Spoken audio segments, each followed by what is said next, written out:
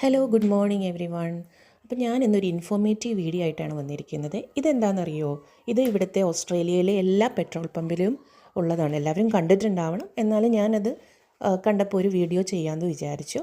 അതിനകത്ത് നമുക്ക് നമ്മളുടെ ഗ്ലാസ്, നമ്മുടെ വണ്ടിയുടെ ഗ്ലാസ് ക്ലീൻ ചെയ്യാനുള്ള സോപ്പ് വാട്ടറും അതുകൂടെ ക്ലീൻ വാട്ടറും വെച്ചിട്ടുണ്ട്.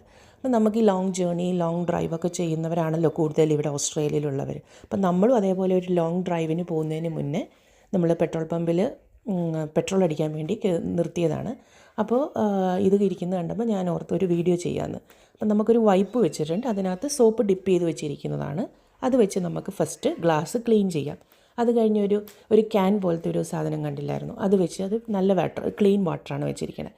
അത് വെച്ച് നമുക്ക് വീണ്ടും ഒന്ന് വാഷ് ചെയ്തിട്ട് എടുക്കാം. അപ്പോൾ ഈ ലോങ് ഡ്രൈവൊക്കെ പോകുമ്പം എന്തായാലും നമ്മുടെ ഗ്ലാസ്സിൽ ഈ കാറ്റടിച്ചും പൊടിയടിച്ചും ഒക്കെ അത് ഡേർട്ടാവും.